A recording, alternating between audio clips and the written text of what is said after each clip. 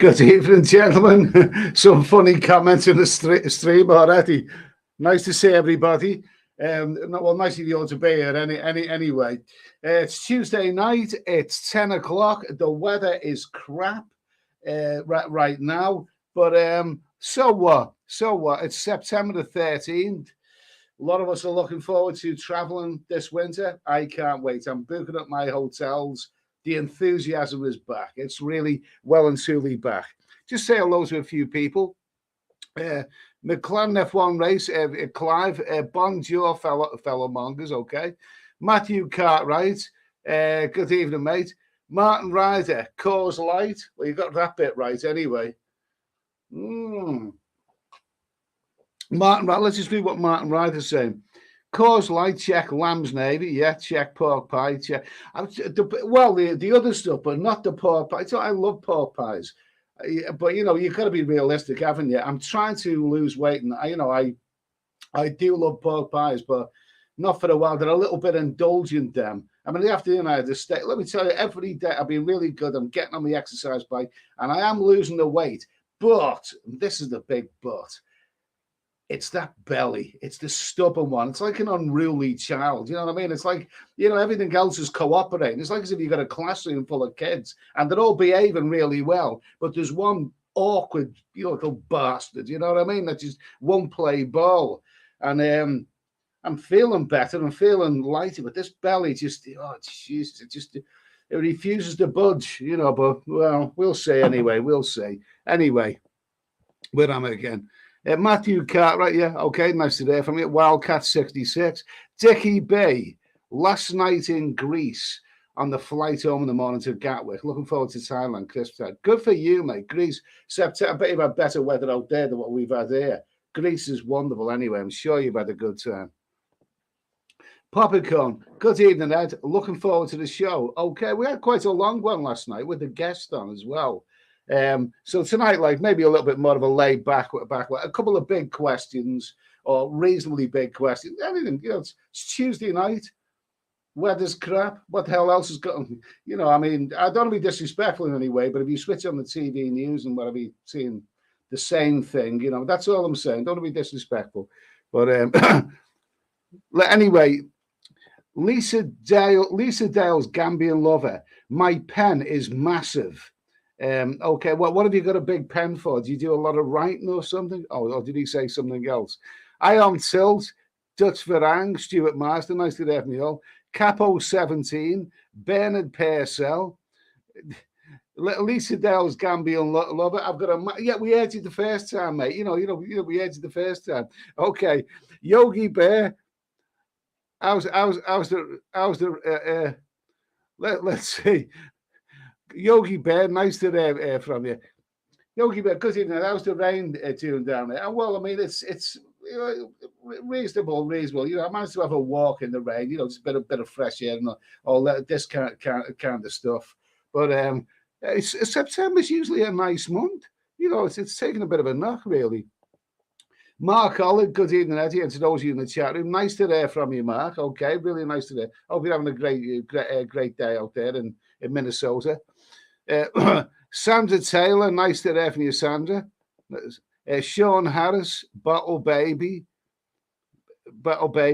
Here's a message. I don't think we've seen this message, from this person. Lisa Dale's Gambian lover. My dong is massive. Okay, I think we're going to have to start calling you King Dong, aren't we? Anyone interested in Lisa Dale's Gambian lover's dong? B Moron, nice to have you. B Moron's got his own channel. He's a great guy. He lives in Baltimore, but he goes to Thailand quite a lot. Big upset. Thanks for saving us some YouTube streamers. I wonder what you can be, but nice to hear from you, mate. Anyway, Yogi Bear, David Coleman. Yeah, okay. Oh, come on! He's oh no! He's had 3 shots and he's not getting another one. The rookie cameraman, the rookie cameraman, steady. Why As Aldi shutters and markets. I mean, I don't shop at Aldi. That's the one. But the only shopping I do now, well, I get as the deliveries, and amazingly, they actually got this week's one almost right. Not completely, but they almost got it right. And also, I nip up to the co-op for a little bit of odds and ends. But I don't go to Aldi. Let's see, Paul Hoskin. Well, nice to hear from you, Paul Hoskin. Let's see. Still have it. Where are you? I'm at home. Okay. Wayne Kerr. Wayne Kerr. Hi, Ed. Only 3 more sleeps to Belfield sees Belmarsh. We said this last night, didn't we, Wayne? You really, really, really don't like him. You really don't like him, do you, Wayne? Okay. We'll talk about that at the weekend, shall we? Maybe even make a video about it. Chaz Brown. Boo-hoo. Let's see. Who's it? The rookie cameraman. The rookie cameraman has to close for the day. Respect. Camilla Darling Greggs has closed as a sign of respect. I don't know. You can't let people go hungry, can you? Says yeah. How about a Roger or a Dodger? Do you know what? We've done Roger or a Dodger. There's a bit of fun on the other channel, during the lockdown. And I left it at the end of the live stream. And some people liked it. Some people thought it was fun. And some people hated it. You can't please everyone. You just can't please everyone. Let me see. Okay. Rookie cameraman, nice to hear from you. Who's this? Be more Ron. I'll be in Thailand December through March. Hope to see you there, Ed. Well, let me see. Be more Ron. Well, I'll probably be in Thailand around about February. Probably will be in February. I've actually booked. I've actually booked a fair bit of my hotels. I'll give you details of that later. But what's good is that, we all know that the flights are not really that good value. Although I'm quite happy with my flight. But the hotels are now. There's some really, really good value hotels knocking around out there. So I'm not complaining. So Be More Ron's going to be there December to March. Yeah, but nice to catch up to you anyway, Ron. Nice to hear from you. Pinball. Evening, Ed. Sad news today. French film director Jean-Luc Godard passed away aged 91. Richard Gere remade his best-known film Breathless.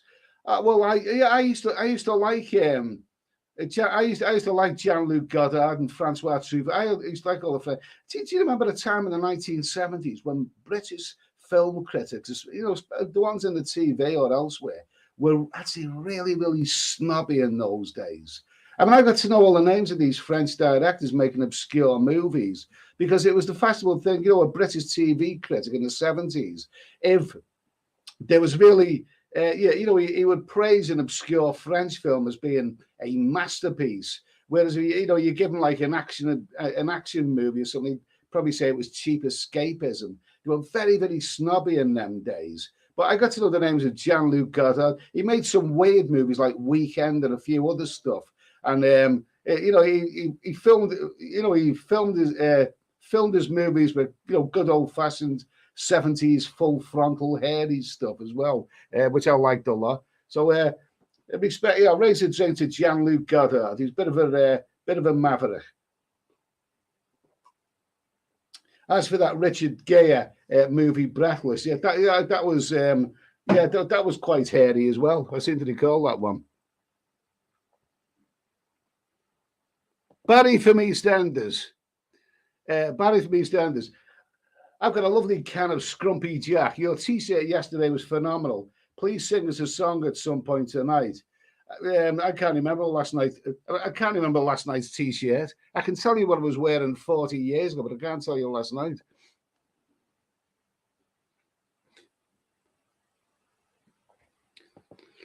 David Coleman, Eddie, I don't understand why you never go out with your fellow England people. This is history. What are we talking about? Are you talking about I should be on the streets, with the, parading? Well, I'm not quite sure what you mean anyway. But no, I'm English. I am English, although I do have a funny accent. Howdy, Yogi Bears. Howdy, Yogi Bear. Cheers. Paul Hoskin, the richest person in the world could give everyone in the world $1, but it's not much. What $1? Okay, whatever.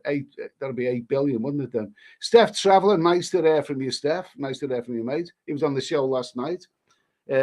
Martin Ryder booked a nice hotel on a Charpere River for £12 called the Riverside Residence. Then off to my raft guest house on the River Kwai for £6 a night. Well, that sounds good. It's nice to know that you're still like staying in sort of like backpack and these sorts of stuff. Good for you, mate. Sounds very, very adventurous. Very adventurous. Good for you, Martin. Anyway, good for you.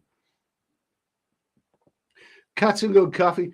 Gentlemen, I'm very happy because today I finally booked my flight to Bangkok for November. I paid €619 with return, Cathay Pacific flight. Looking forward to it. Elbow cut. Well, good for you, mate. Really good for you. €619. That's was less than 600 quid, isn't it? So that's bloody good. Good for you.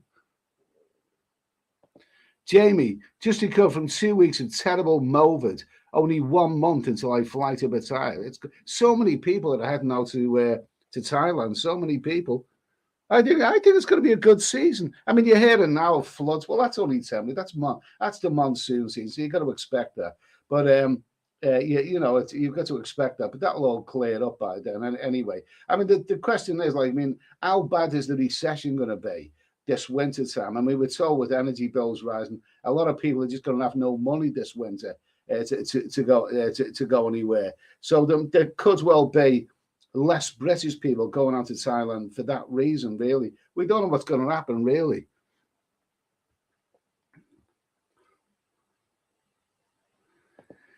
Mark Oliver, try some abdominal isometric contraction of that stubborn area. Do you know something? Something? I hate sit-ups. I've got on my exercise bike because I can watch TV, I can watch videos while I'm on the exercise bike. But maybe if I psych myself up for it and started doing a few sit-ups and that sort of thing. These sit-ups and that, but I hate them. I absolutely hate them. I really, really do. Well, we'll see as the time progresses. I might do a little bit of that. GW, stop putting crap in your pie hole and your belly will go away. Okay. David Coleman, England is shutting everything down with the Queen. I think this is so wrong. People have got to eat and they've got to go to supermarkets. I mean, all as I know is that if I need an Asda delivery, I'll either get one before Monday or after Monday because I don't want to be running short of anything, do I?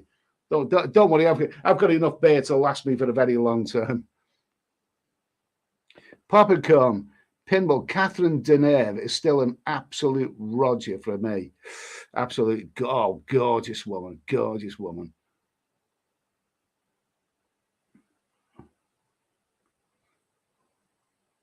Let's see, Capo 17, a nuclear physicist on Bake Off tonight. Nuked his biscuits. That was reassuring. Really, some people love those kooky pros. I don't really share the obsession with them.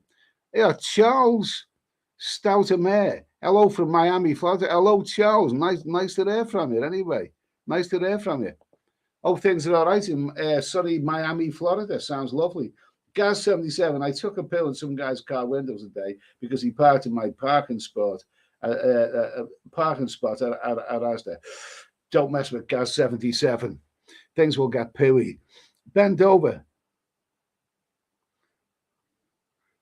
I had stubborn belly with lots of internal goo. Go for it. Okay. Bottle baby, under 2 months, but more than 1 month before I arrive into Bangkok. Okay, good for you, mate. David Martin, good evening. Port Mark Olive, Dong or Dung. I think Lisa Dale's can be over as King Dung. I think that's what he is. He's told us about 5 times about his Donga. Paul Oscar, what's the best way to lose weight? Stop eating. That's the best way. And drinking.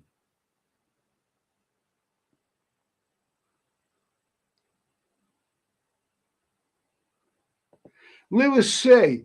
Did you see Lulu on the news? She is 73, but looks 45. Really, really, God, she's been how long's Lulu been around? Well, I suppose she was only like a teenager, wasn't she, when she was in the chart in the 60s? God Almighty, mighty, way! Oh my God, oh my. Sorry, but not my favorite, not my favorite.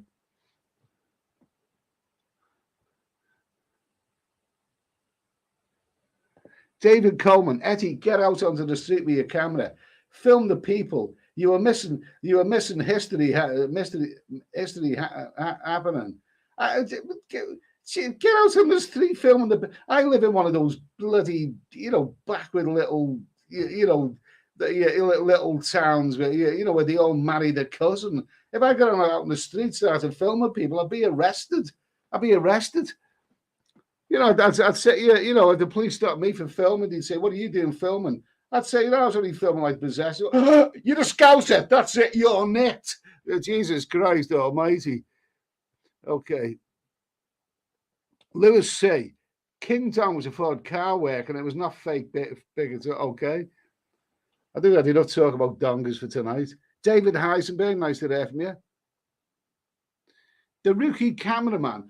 Eddie, are you going to be talking about that YouTuber that lives in Wahia? And I can't remember his name. Are you talking about Jim Andrews? Jim Andrews is he's there now. He went out in August, Jim Andrews. He's going to be there for the long haul, right through the winter. And he does marathons. Jim Andrews is older than me. He's about 61 or 62 now. And he runs marathons. That's amazing. That is pretty amazing. So that's Jim Andrews. Good for Jim, anyway.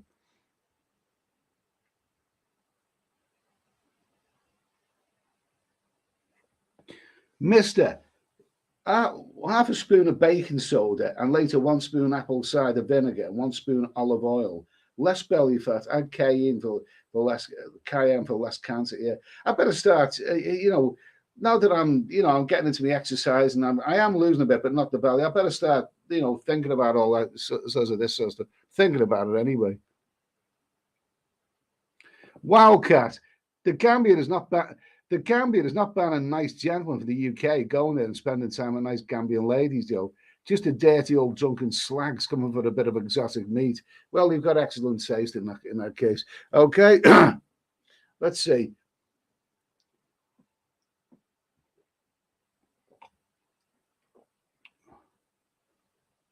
Let's see. The rookie cameraman. The testosterone boosters help shift body fat. What did he call that horrible phrase? Belly fat disease or something. Bloody horrible phrase. That horrible phrase.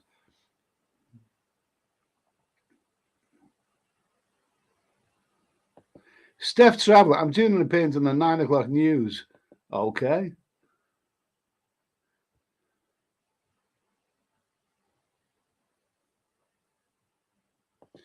Let's see, Boris Johnson, see in the chat there may be some work for me to do some diplomatic peace talks between 2 YouTubers. Okay, good for you, mate, anyway. Clive, I'm ready for a 3-week stretch in Pattaya. Good for you, mate, anyway.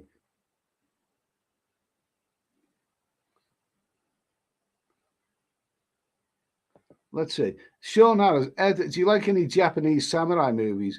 Akira, I think I once watched The Seven Samurai and I once watched Yojimbo, which was the inspiration for The Fistful of Dollars. I can't say I've watched too many more of them.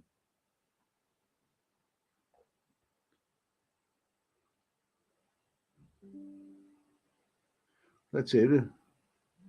Tiki B. Really looking forward to my New Year Thailand trip, doing the usual Phuket and Bangkok, but also doing Chiang Mai and Koh Chang, which I haven't been before. Both of those places some people love Chiang Mai. I thought, don't take my word for it, everything, but, I've been there 3 times. I thought it was a little bit dull, but some people absolutely love it there. But Koh Chang is a nice island. Phuket, and Bangkok, they're all worth a visit.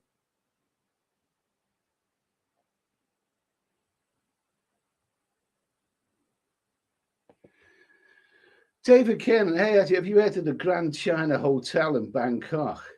Can't say how 4-star with swimming pool on the Very nice. Up to state. Well, sounds nice anyway. Sounds nice. Let's see. Okay. Let me see. Okay, so we'll do a bit of a question anyway, because it's Tuesday night and there's not much happening anyway. We may as well talk about something. All light-hearted stuff. Well, almost light-hearted stuff. Martin Ryder, Eddie, I've stuck to a rib for their pleasure at Boots yesterday. The Thai ones are tiny, designed for tiny sparrows. A man who comes prepared. Good for you, mate. Good for you. Good for you. The rookie cameraman, I reckon you'll see more Russians in town now, visa free, and only a PCR. I don't, personally, I don't want any of that PCR. I hate that. Mark Alex said not sit-ups. So what is it then? What is that exactly? They call it's just a stomach exercise. The one thing that I can't bear. I can't bear them. Maybe that's why I've still got a belly. Martin Ryan, not backpacker hotels. They sleep in B60. Don't. My hotel event suite, aircon, fridge, double bed, and even a window. That's amazing for that price. That's amazing. Wildcat 66, disgraceful that someone shouted at Prince Andrew. You're a sick old man, disgraceful. Who shouted at Prince Andrew? I didn't shout at Prince Andrew. I'm not surprised that someone shouted, but no, that wasn't. I hope that wasn't there. I didn't shout it. Who shouted at Prince Andrew? I didn't shout at Prince Andrew.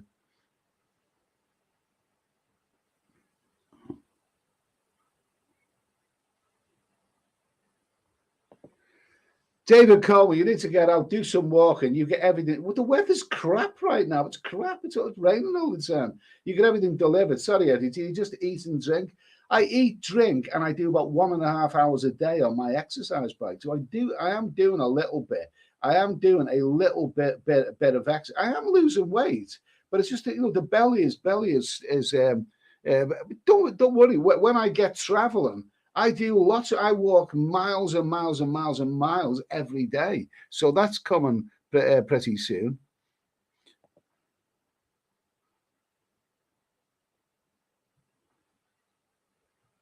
Let's see. Lisa Dale's Gambian lover. They were a bit of expert advice. Best way to lose weight is to limit beer and sugar. Yeah. Okay. To have a beer and a sweetie every day, though. Let me know your weight loss goals. Also, I have a ridiculously big pen. Okay. Okay. Well, he's got a big pen. Well, which is why he does a lot of writing. Yeah. Okay. Sean Griffiths, nice to hear from you. Let's see now. Let's see. Stephen Gamble, 55. Think of all those poor people that die when the shop shut on Christmas Day. Yeah, well, make sure that you're stocked up. Mark Hollick. I always like watching Julia Child in the kitchen. Was she like was Julia Child? Was she like a TV chef or so? When I was growing up, the TV chef, the most well-known one in the 60s, was Fanny Craddock and her husband Johnny. And Fanny Craddock was the TV chef, and Fanny and Johnny. Well, there's a nice combination. There's a nice combination for you. But I remember everyone loved Fanny Craddock. The housewives loved Fanny Craddock because she was a TV cook, and the old ladies loved her. I remember reading about 10 years later. In the late 70s, when Fanny Craddock had gone off the TV, apparently she was a bit of a fiery old biddy. I read a report that some delivery men came to her house, or workmen, or whatever the hell they were, or maybe next door's workmen who were making a bit of a noise. I forget what the issue was, but apparently she started abusing them and swearing, and her language has turned the air blue. When they realised who it was, this is that charming lady from the TV, Fanny Craddock, the much beloved cook who swears like a trooper. It sounded funny anyway. Kev 12 123, nice to hear from you. David Coleman, Andrew is a disgrace, a disgusting pig. The protester was under. I didn't see it. I didn't see that. So I can't really comment on that. Can't really comment on it.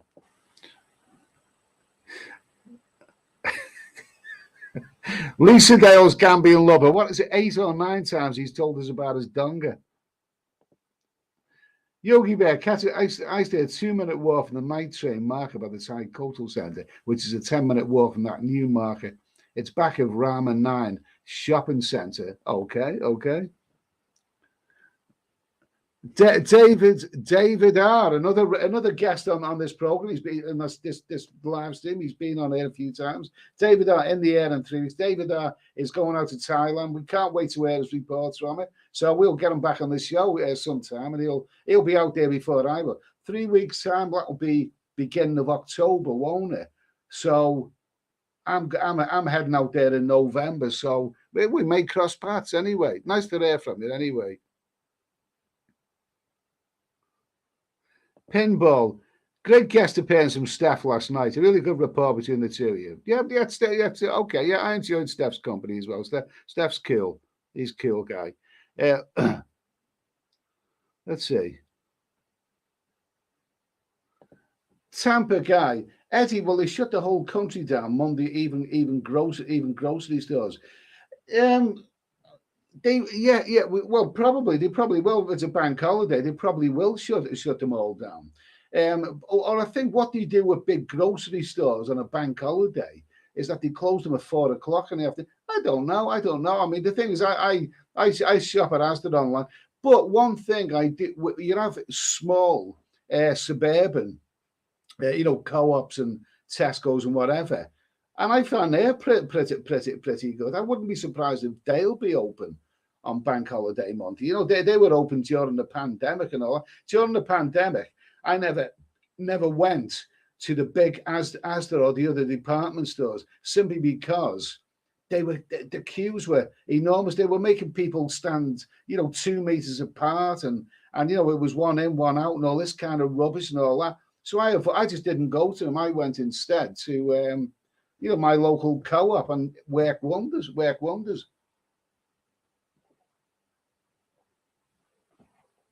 Okay. Singapore, Dan. Inflation at 8.6 here today in the States as of today. That's what is it here in England? It's Jesus Christ. I mean, it's predicted to be even more than that here. And in the meantime, our pound is going. But to be fair, our pound is only going weak against the dollar. It's not really going weak against other currencies. Mark Culligan, the Dow was down 1,280. Mark Culligan, my 401k is turning into 201k. Oh Jesus.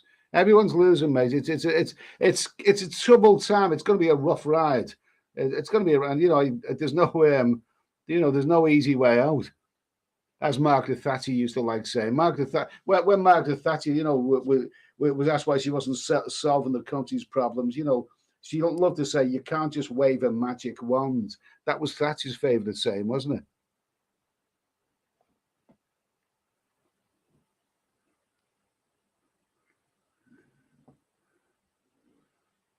Let me see.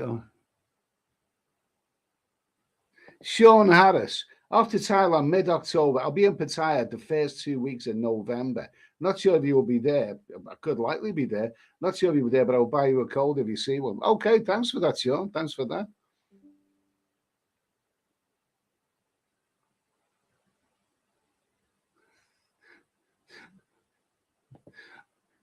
The rookie cameraman. Ah, yes, Jim Andrews. The rookie cameraman. Jim Andrews is a good guy. Good guy. Mark Oleg. The market is up and down, kind of like my sex life. I mean, at the moment, my sex life is only one way, and it's not upwards. But hopefully, it will see a return.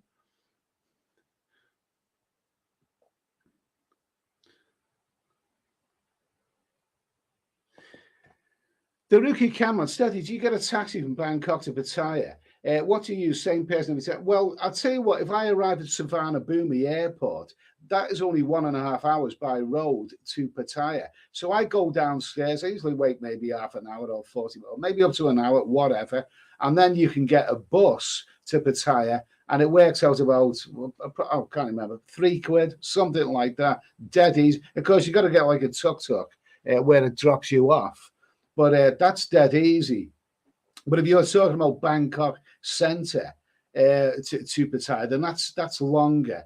And I sometimes I do get it. If I'm staying at a hotel in Bangkok Central and I want to go to Pattaya, I sometimes will have the luxury of a taxi, and it'll usually be about 1,500 baht. Let's see. Martin Ryder, it will take at least a year to lose a bit. Oh, geez, God Almighty, God Almighty. Thanks for that, Martin. Thanks for that. At least he's honest. Blatt Suma, good evening, Eddie. Finally caught a live chat. Keep up the great work. Hoping to get back to Thailand next year. Live in Spain and flight prices aren't very favorable here at the moment. Okay, well, best of luck to you anyway, mate. Singapore Dan, since Biden became president, our dollar is worth 88 cents in buying power due to inflation. And our pound is going super. I would imagine it would be extremely expensive for us British to go to America right now. That's all I know. David Coleman, I told my friend, I told all my friends that I'm a lesbian now. They do not believe me. Well, I will tell them that you're a Bulgarian or a Romanian. Let me see. Boris Johnson, I would Roger Lisa Dale looking for my next affair. Good luck to you, mate. You can have it.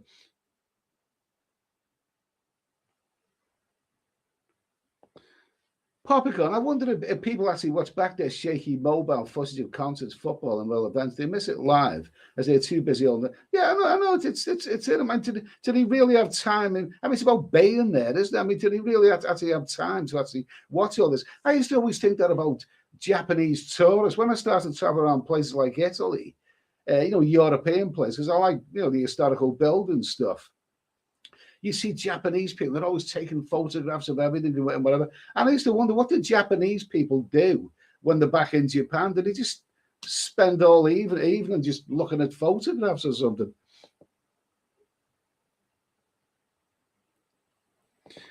Sandra Taylor, Eddie, you could try the full Monty method, cling film around the belly. Never heard that one before.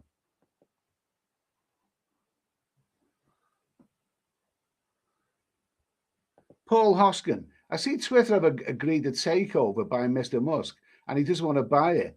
I mean, what you would think, wouldn't you? You would think a guy with so much money, such a very, very intelligent man. Am I right in saying he seems to have a bit of a change of plan mentality? I don't like that in anyone personally. John Mitz, nice to hear from you. Nice to hear from you, John. Hi, Eddie. I just tuned in. What's the story tonight? The story is another bear.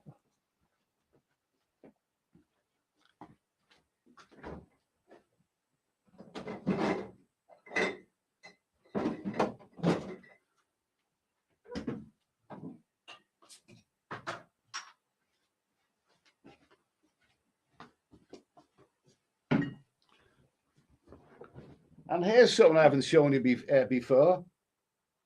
Coors in a bottle, a 33CL. Does it taste? I don't know. I haven't decided yet whether it tastes any different from the can.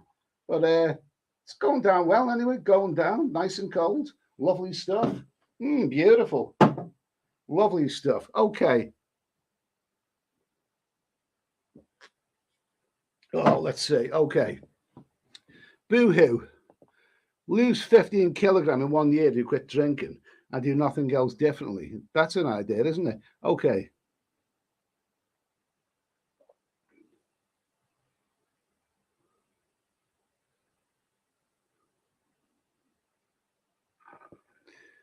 Mark Ollick, I hear that. I found it sometimes hard to move and did not like to hold it so long. I buy in various gram amounts now, as much as one. I'm not sure what you're talking about. I don't interpret that the wrong way, but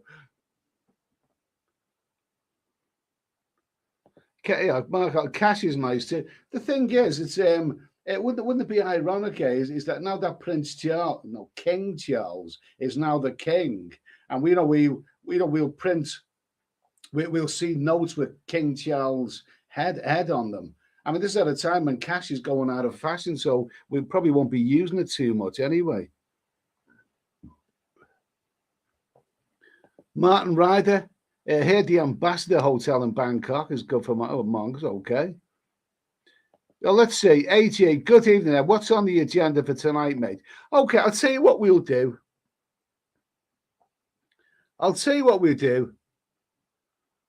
Geez, I've fallen behind with the chat already, haven't I? So I've fallen a little teensy-weensy bit behind with the chat. Who's this? Let's have a little look at there. Yeah, David Coleman. Yes, the protesters should not have yelled at him when he did. I haven't seen this, but that was wrong. But free speech. I can't wait to see this on the TV. Wildcat 66. People have the right to protest, but you do it at the right time. He was grieving his mother, for goodness sake. Did I find it funny? Yes. Shame on me. Okay. I've not seen that incident of a protester shout around it, so can't wait to see it. Funnily enough, just out of curiosity.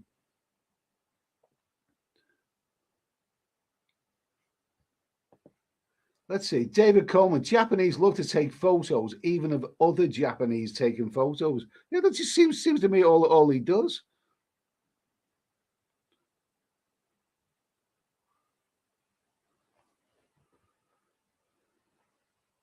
Let me see. Just going to skip through this anyway.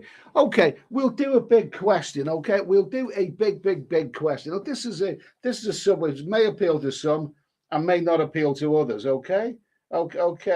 Right. So the question is, okay, I'll just write this one out. I'll just write this question out. Let me see. Okay, so let's get the banners up here.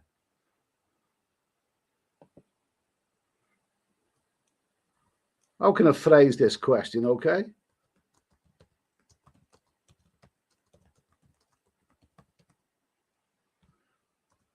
Okay, so let me see now. There we go. Okay, there we go. Right. Okay. Okay. So on a Tuesday night, the big question. I haven't put the big question banner up there yet, have I?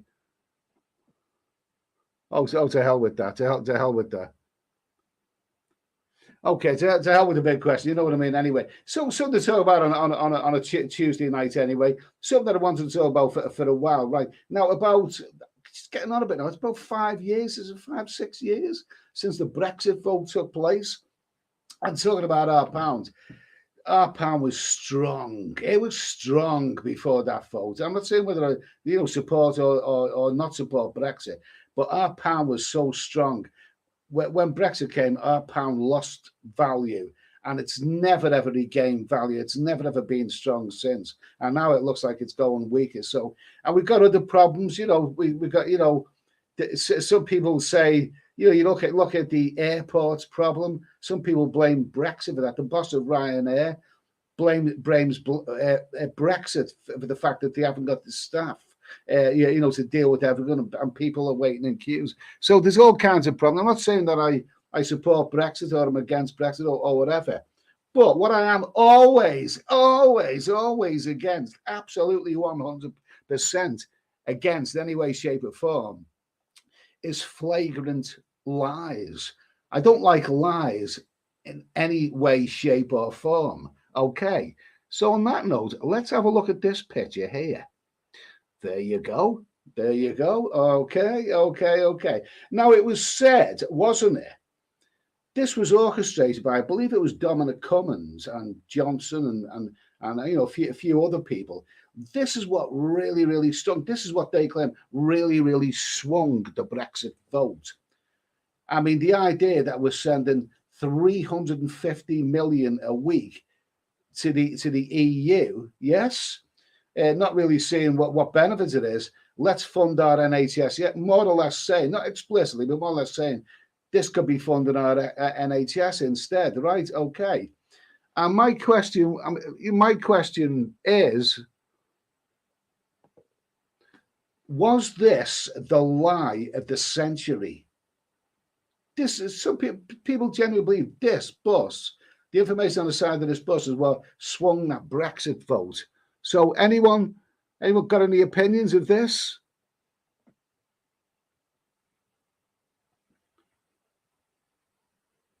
Arthur Lobon, okay? What's this? Arthur Lobon. The problem with the airport is happening all around the world, not just the UK, okay? Colin Gage, if you believe what you read on that bus, there's no hope for you. I didn't believe it. I didn't believe it. Okay. So let's see. Was it the lie of the century? Satan, yes. Dutch Farang, no. Michael Janaeus, lie. They more or less admitted that it was a lie. Leaving England, no. Let's see. What's that? What else is that? Let's see. Wildcat. I was remaining to this day, and I think it was a disaster. Okay. Mark Olig, yes. Let's see. Let's see. The lie of the census claim that the UK is a democracy. Okay. Who else is that? Who else is that there? Let's see. Okay. Mark Olig, no. Yes, yeah, Sean Harris. Yes, it was a lie. Okay. Mark Olig, I live in the US. I would we'll do something with an American flavor in the next question. McLaren F1 is yes. Let's dig up the past. Okay, we're suffering from the past. You know, we're suffering. We got problems with the economy and all kinds of things. Sean Harris, 350 million a week would help solve the NHS problems. Are you quite sure about that? Are you quite sure about that, Sean? Are you really, really sure? Okay. Satan, yes, well, let's be honest, our racist egos is what made us vote for Brexit. We were promised no more immigrants. Yeah, more or less that was implied. David Martin, disgraceful, yes, so far the biggest lie. Leaving England, all politicians are liars, of course they are, yeah.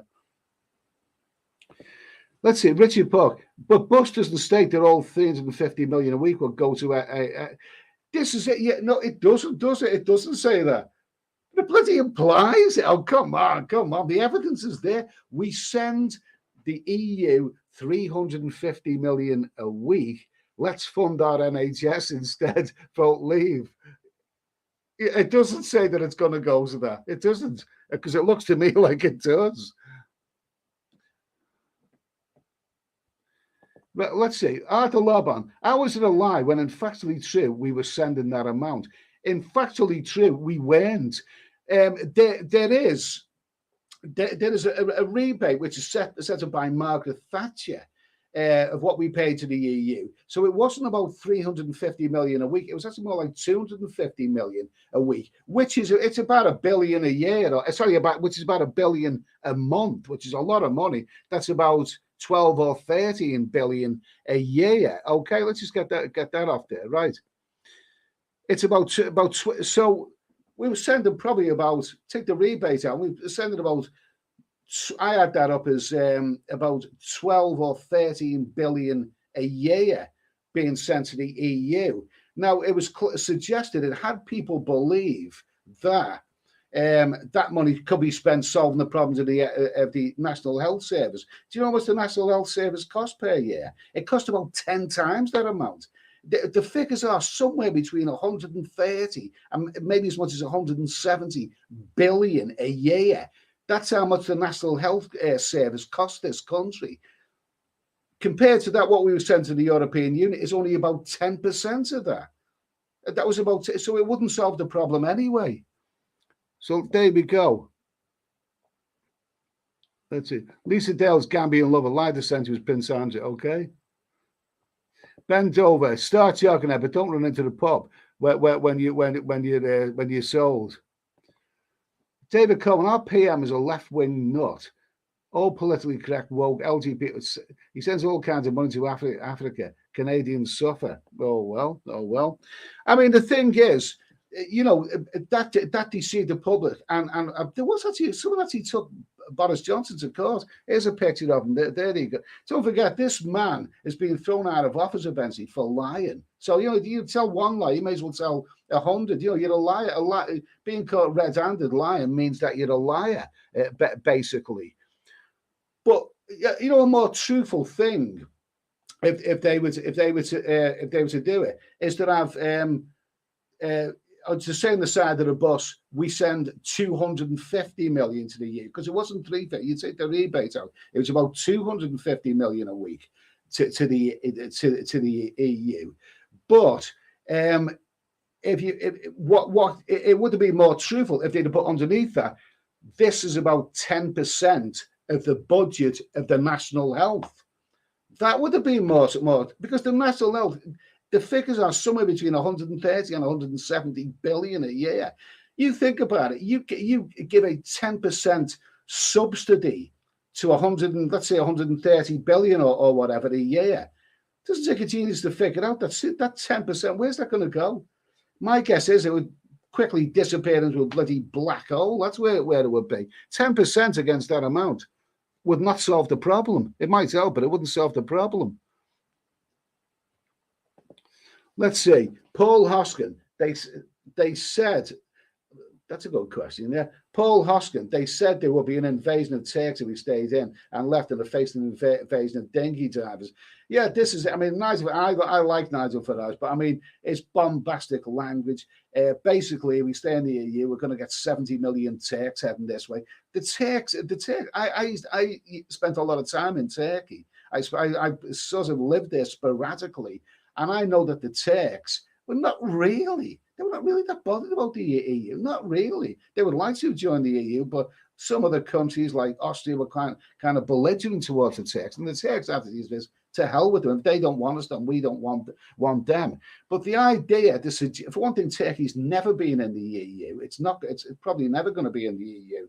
But the idea that 70 million Turks are going to be heading this way, that's every Turkish person. That's, 70, that's like the entire population of Turkey is going to be heading to England. That's absolute rubbish.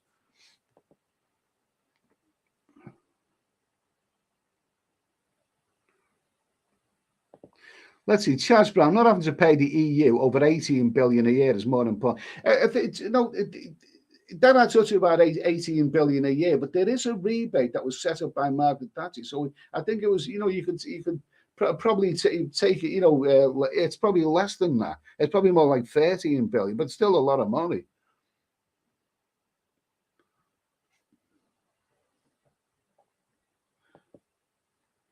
I am still safe and effective lie of the century. Okay. Someone else said a good comment about WMDs in Iraq, the lie of the century. That's a good comment there. Capo, lie, plus Ireland and Scotland were promised they would stay in Europe if they voted for Brexit. If they voted for Brexit, this is where it all gets more complicated, isn't it?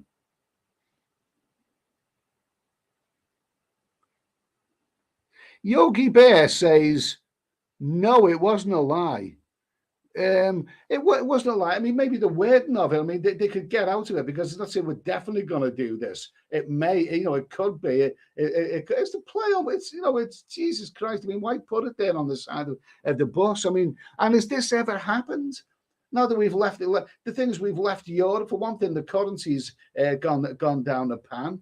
And as for us, gaining control of our borders. What? You must be kidding. There's 25,000 illegal immigrants come across the channel this year alone. 25,000. Does that sound like we've gained control of our borders? We come up with this bright idea of spending, I think it was 200 million on the Rwanda project. That plane never took up because Europe.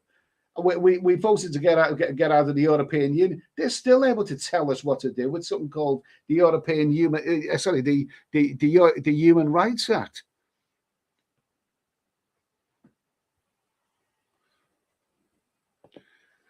David Coleman, England was great. Not now. It's so sad. We've been down this way before. I mean, I'd tell you what, in my lifetime personally, and I was only a young man at the time, but I did pay attention to a little bit of politics. The worst bloody time in Britain was in the late 70s under Jim Callaghan. That was dreadful. The winter of discontent, strikes. We had the bloody army because the firefighters went on strike, and you had to have the army with the green goddesses to go and put out fires. and it was a dreadful time. Now, however we are now, I don't think it's bad as it was then. It's not as bad as it was then. At least we've got plenty of jobs around. There's not so much unemployment now.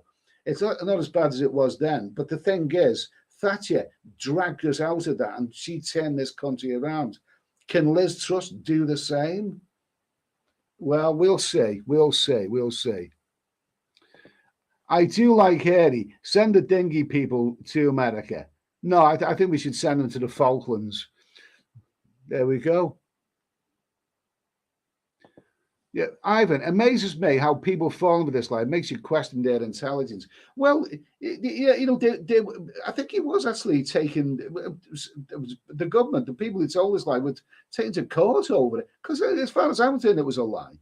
I think even if you phrase something, it's still a lie. It still looks like a lie to me. And it's never happened, has it? I mean, like the money that we've sent is that gone to the NHS? Has it? It doesn't look like it to me.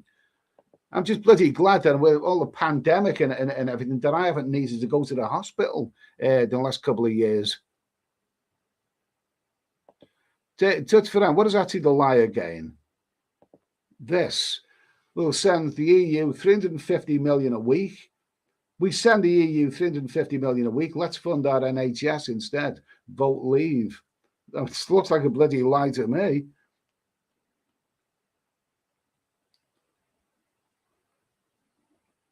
Let's see. Okay. Wildcat 66. More immigrants have come since Brexit. Go figure. Yeah, it's the way it looks to me. I mean, come on. Yeah, it's not as if like, you know, let's give Brexit a chance. Let's give it a chance. We've had 5 bloody years, or is it 6 years? 5 or 6 years since the vote was called. Matthew Cartwright. The problem with the UK was not Brexit. Is mass migration, early 20s and 90s. That's a lot more houses and doctors needed. Okay. Boo-hoo. This is some good comments here. Boo-hoo. Take the jab and you won't catch the V was the lie of the century. Yeah, absolutely. Yeah, that's another one. We thought, didn't we, that what we prayed for was a jab. We prayed for it, and then when we got it, we found, like, you know, we still have to say bloody PCR test and other shite, you know what I mean?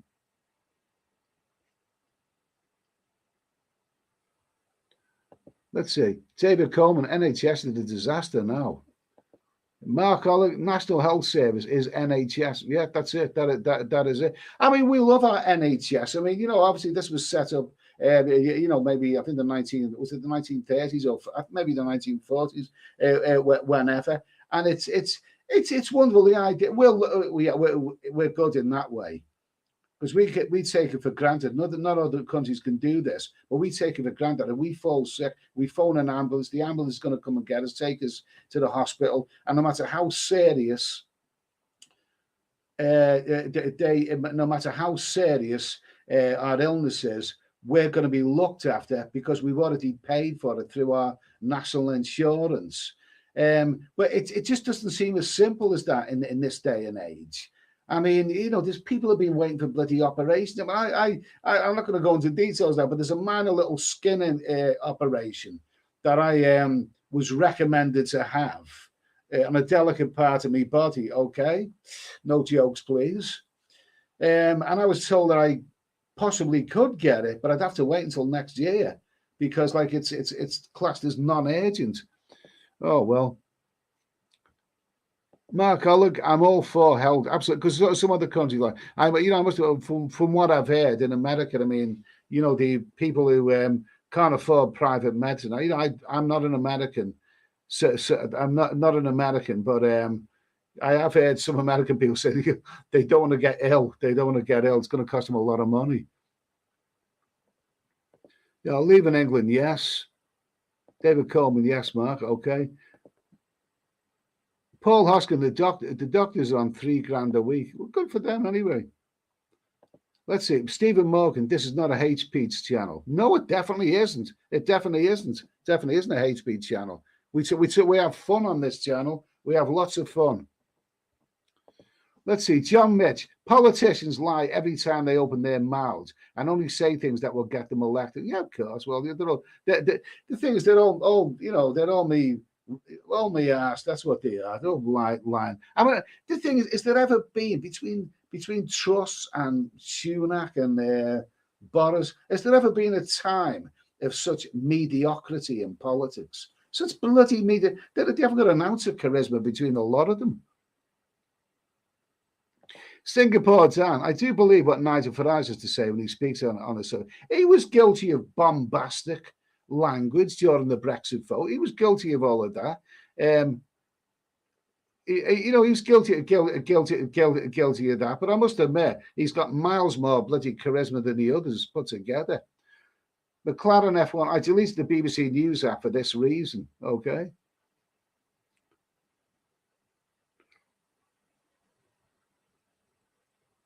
David Coleman, we have free healthcare in Canada. It works. Well, that's good, isn't it?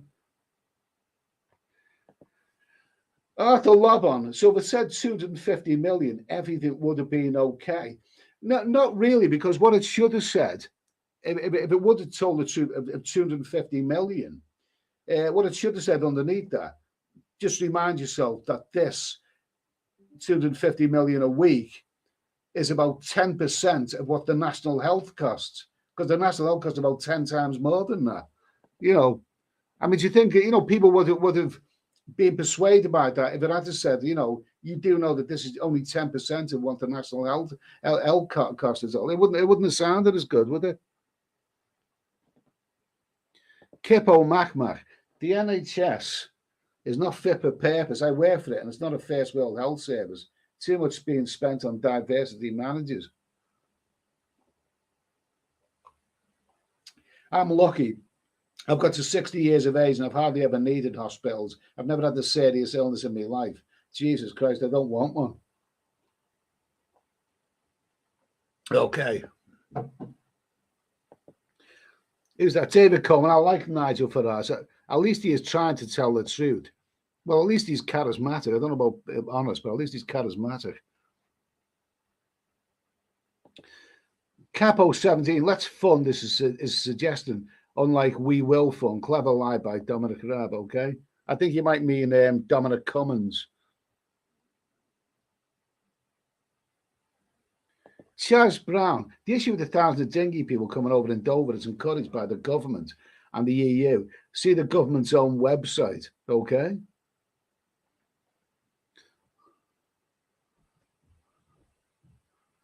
Who's this? Mister. Got some great porn. I wonder if there's a feature Lisa Dale's Gambian lover with his big donga. The Ravens Claw, the pound has dropped against every currency I've looked at. Jesus Christ. And the world's biggest gains are, oh my God almighty. Awful, awful. David Coleman, can I get a girlfriend to retire for $500 a month, guys?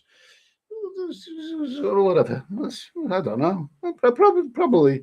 I don't know. You could do. Try and get more out of you.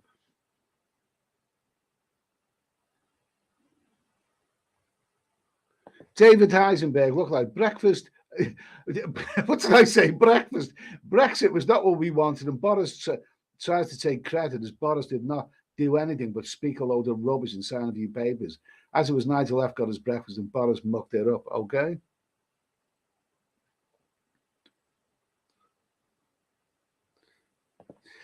Mark Olive, the big question, what's the perfect bus size? It's also that Dolly Parton won't give out her vital statistics. I mean, obviously she's an old woman now, but the thing is, because sometimes it can be deceptive. I mean, you can see a girl with what appears to be big boobs, but when you put a tape measure around, they're not as massive as what you think. Just a thought anyway.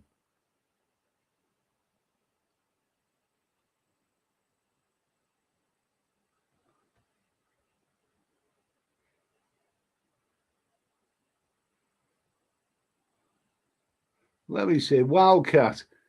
The UK could have renegotiated the deal, and the EU was desperate for it. That clown Boris Johnson took us and out, and look at us now. Not a great fan of the EU. We're better pissing out than pissing in. I mean, I must admit. I mean, I swung towards leave personally because of the immigration. The thing is, Germany, we're saying with the refugee crisis from Syria and all this, they were saying that we're not pulling our weight when it comes to taking in refugees. In other words, Britain should be taking in more refugees. Germany was telling us this, and other Brussels was telling this, and other European countries. And I thought, no way, you cannot have other countries telling us how many immigrants we should have. There's no way, you simply can't have that. This is our country, no one else's. So that's why I lent against leave.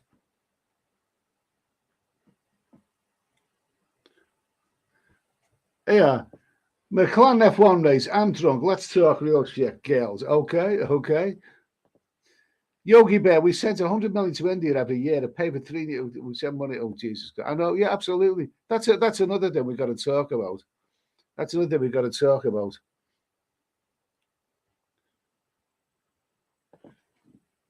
Project Fair was the biggest lie, but the lefties and Remoners forget all the BS they shouted. Yeah, because when we voted Labour, some people were generally frightened, weren't we? We were going to go back to the Ice Age. It was going to be dinosaurs roaming. Because, most of us, can never remember the time when we weren't part of the EU or common market, as it was known in the olden days.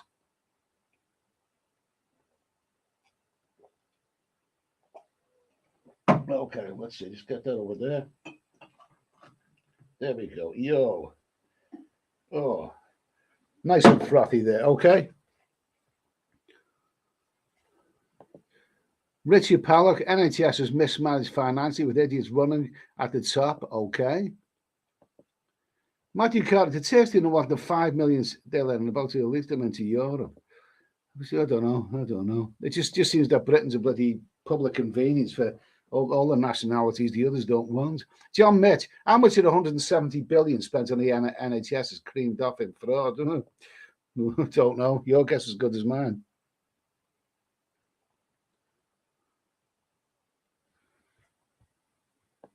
I am tilt. What if instead of 95% young men arriving as immigrants, it was 95% fit young women? That would be okay. No comment on that. I can't give them a hand. I'd be helping them get the dinghies in.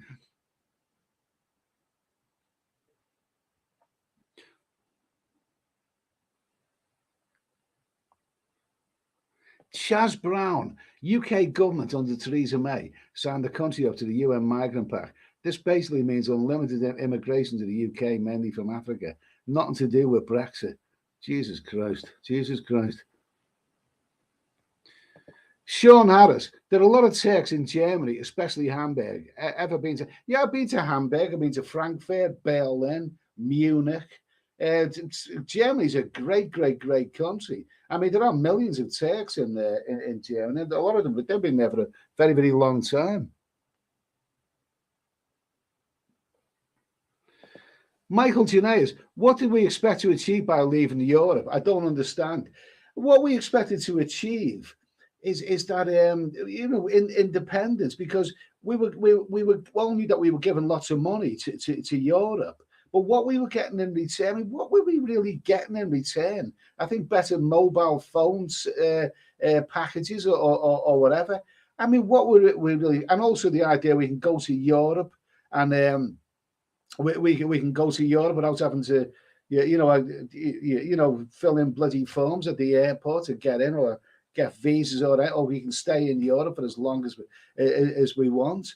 But we left Europe because we were, we were giving them money and they weren't really doing their part. I think, one of the reasons, a lot of it was to do with immigration. You can't have other countries telling us how many immigrants we should have. And the thing is, when we signed up to the common market, the European Union, how many was the 7? There was Germany, France, a few other countries. And now how many? Since when was Lithuania or Latvia?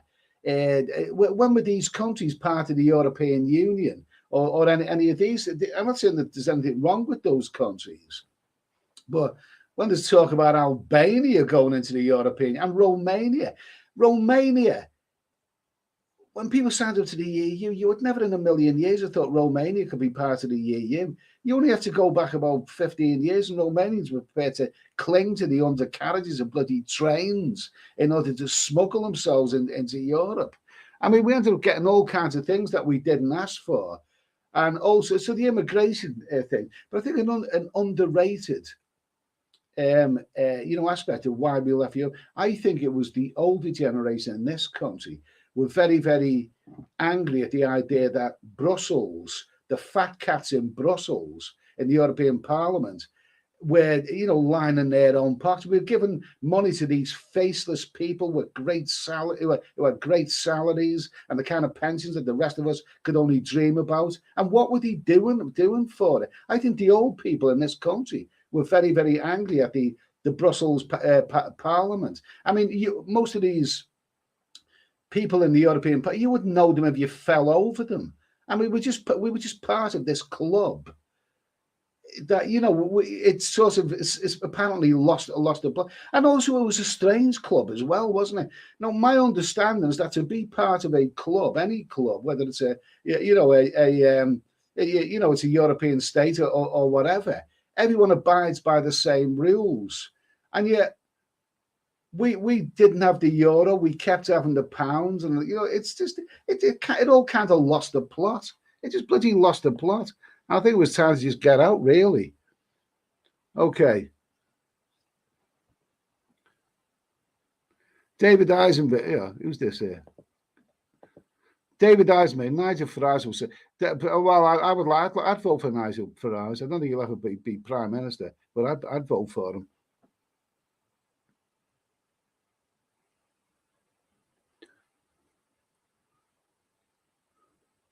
Cats and good coffee, good comment. We should not worry too much about who's coming to UK or Europe. We're all moving to Southeast Asia anyway because Western women are rubbish. They can be fixed and the damage is done already. Nicely said, nicely said. Thailand bound. Hi all. Nice to hear from you, Thailand bound. Leaving England. You can't judge things yet. We've had a pandemic and now an energy crisis since Brexit. I'll tell you what I did think was funny though. Apparently, a lot of those expats who live in places like Spain, the British resorts in Spain, places like Benidorm, they were some of the ones who were most vociferous about voting Brexit. Let's get out of the European Union, all that. And now a lot of those expats who lived there all year round are finding that they can't live there anymore. They can only stay for, 3 months at a time or whatever it is. When they voted Brexit, did they not think that it meant them as well? Jesus Christ. Sean Griffiths, what's great about Great Britain in 2022? There's a question for you, Eddie. Okay, we'll do that one. That's a good question. That's a good question. Mark, look, we have enough here. We have enough everywhere, mate. We have enough everywhere. And we didn't. 25,000 illegal immigrants have come across the channel this year in dinghies. And the fact is that some of those, even if it's only a tiny, tiny percentage, some of those are going to have very, very heinous motivations. And then a lot of them are Albanians who are coming over here because they want to get involved in organized crime and all this kind of stuff.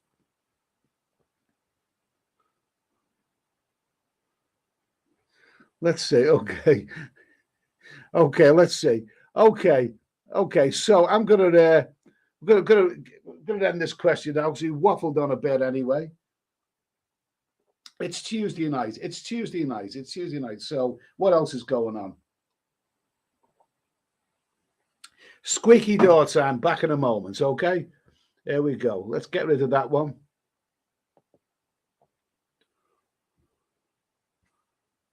Let me see it now. There you go. Squeaky door time. Back in a mo.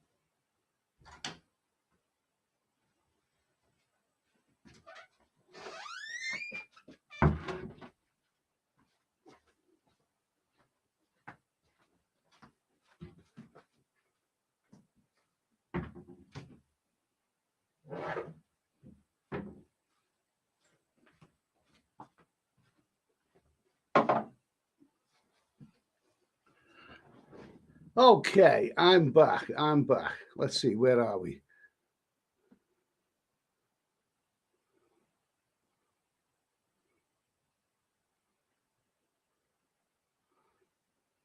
Okay, let's see now. Let's see now.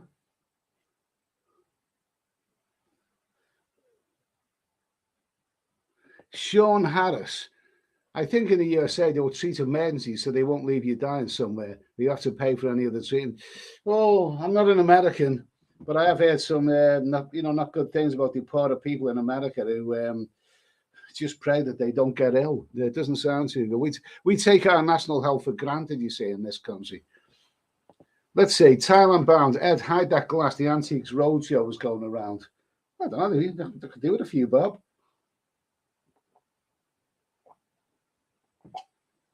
Okay, there we go. Okay, so what are we doing now? Mark Oleg. Drug prices are sky high because the greed of the pharmaceutical company. That's the same in this country. You know, you have people. I seen a report where, these investigators tracked down a guy who was overcharging. You know, he had the contract on the pharmaceutical companies. You know, he had a bloody big Rolls Royce and an Aston Martin, and yeah, absolutely. Okay, so let's go. Okay, so here's a question. Yogi Bear. Sorry, but I won't have anything said about the NHS. The only time I have needed them, they were there and saved my life. That 350 million per week we given them would just about pay for cancer care. Okay, well, I'm glad that that's a good report. That's a good endorsement of the NHS, Yogi Bear. Okay, I'm glad that you said that anyway, mate. Cheers. Okay, R50, wasn't it called a propaganda bus? Yours travels. I don't understand how the pound is crashing. Still one of the countries ever wants to live in.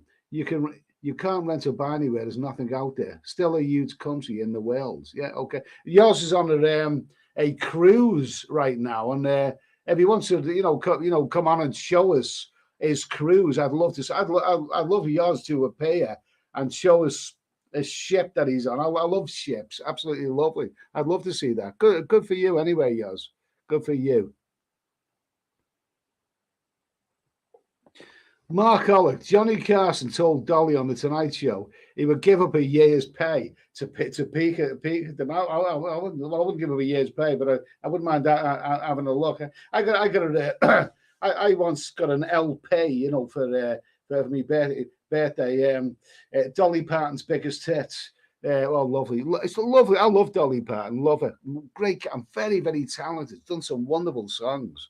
Wonderful songs. I actually thought, version of "And I Will." Oh, I thought that was she wrote that song, and I think I believe in, and that was the one that I preferred.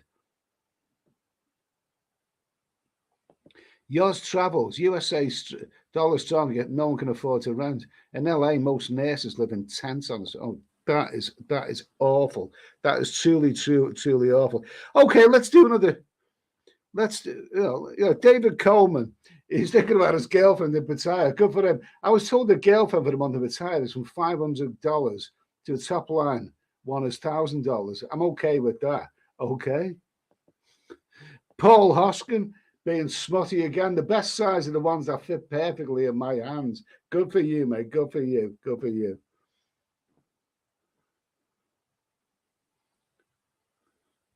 Yours travels. All the taxi drivers in Germany, there are a lot of Turks in them. They're okay. They work hard anyway, and Turkey is a great place to travel. Nick Ross, we're still giving money to the corrupt and stinking EU. Damn them.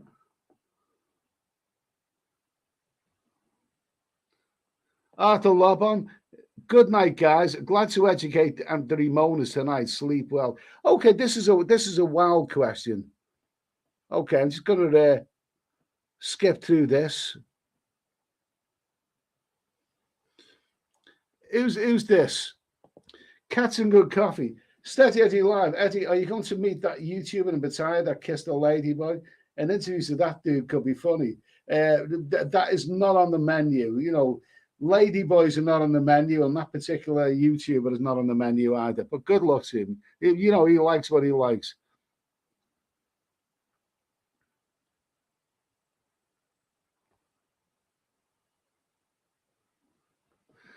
Let me see now. Let me see. Okay, so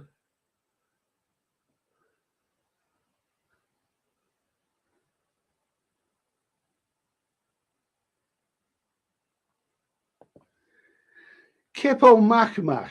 Eddie, what was your favorite police show from the 70s, 80s? The Streets of San Francisco, Kojak. Favorite police show from the 70s? Sweeney. The Sweeney was my favorite. That was it because, I mean, it was all in Britain. It was all, before that, it was all namby-pamby stuff. Z Cars, Dixon and Doc Green, Softly, Softly. And then the Sweeney come along and, you know, okay, Tinkerbell, you're nicked. I mean, Regan and Carter, brilliant, groundbreaking show. But you're talking about American ones. I like the Streets of San. I did like that one because San Francisco looked like a lovely location. Michael Douglas and Carl Malden made a really, really interesting partnership. Not a not one that you would have expected, but Carl Malden and they played a great, and that was a good show there. I did like Starsky and Hutch.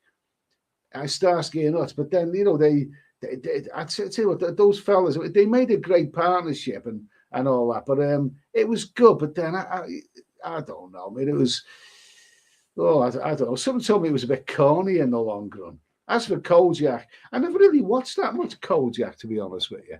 You know, let's see. Mark Alec, policewoman, Angie Dickinson. She was a lovely woman. She was a lovely, lovely woman. Good girl. Good. That was a good show. That good show. And I think another one a lot of people liked was Beretta. And I like McLeod. I think a lot of those shows were actually inspired by movies, and I think McLeod was probably inspired by Coogan's Bluff, the Clint Eastwood film. Where this sort of cowboy, like, you know, it's the big bad New York. And I love Shaft. Shaft. Oh my God. Richard Roundtree, awesome, marvelous, really great stuff. There you go. You got me going now. Mark Alec, if I was on a boat, I'd sit next to Dolly on a flotation device. I'd sit next to her for whatever reason. Let's see. Thailand bound. Good evening, gentlemen. 916. Okay. Okay. So, how about this for the question? This may be a bit of a namby-pamby question. I'm going to skip through the chat here. Who's there? Sean Harris. Angie Dickinson was great in Point Blank. Oh, what an awesome movie that was. What a terrific movie Point Blank was. Lee Marvin at his most charismatic. Angie Dickinson. Absolutely awesome movie. That Point Blank was one. Point Blank was made, and here's my movie knowledge coming out. Point Blank was directed by John Borman, an English filmmaker, and he also made some great, very, very talented filmmaker. He also made Deliverance, that marvelous movie with Burt Reynolds in it. And also he made that wonderful Excalibur, which is the most amazing version of the King Arthur. Very, very talented filmmaker. Very talented. There you go. I'm waffling on about movies now. Who's this? Singapore Dan. The old Hawaii 5 was really good. Wonderful, wonderful. Great theme tune as well to that one. Wonderful. Mark Oleg. Hawaii 5 theme song rock. Absolutely. I used to go to a nightclub in Liverpool when I was a young man, and they used to start the night with that, that wonderful, wonderful theme music. Okay. So let's see. Let's see now. Let's see now. How about this? Now, what has happened to the space race? What has happened to that rocket? was it called Artemis?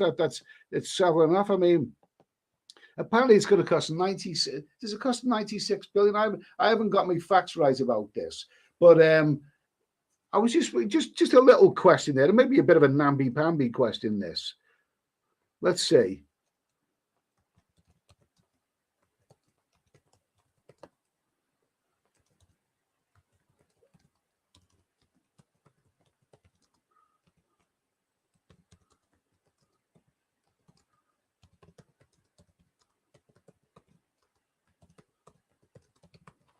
Okay, so this may be a bit of a numpty of a question, but when you think of all the problems in the world, all the problems that's going on in the world. I mean, the actual space race is really it's the first flight to the moon in 50 years, and the space race is it's going to be ridiculously expensive to really get anywhere, and most of us will never ever see the real benefits of it in our lifetime. And yet in the meantime, we've got 8 billion people in this world, and most of them are bloody living in poverty. So the question is, should we leave space travel until we get life on Earth sorted out? Anyone got an opinion on that one?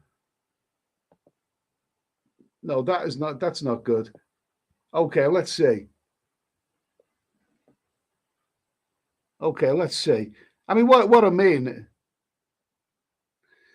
Kippo Makmak, space race has been taken over by India and Pakistan with all the aid we sell them. Well, at least you get a good bloody curry in space then, so that'll be all right, won't it?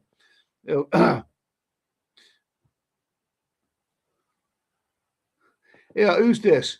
Yeah, okay, thanks for that. Ernest Carl space race. I live like 5 miles from it. Let's see. Mark Holler, JFK speech was 60 years ago on September the 12th. That was yesterday, wasn't it? To go to the moon. But it's moved at a snail's pace, hasn't it? So there's got to be a reason for this. I mean, it's really, is it ever really going to happen in the way that we want? Okay, man's gone to the moon. And this is a very American thing, but it's not for the rest of the world to tell America what they should or shouldn't do with their do with their money. But when you think like 8 billion people in the world, 8 billion people in the world, and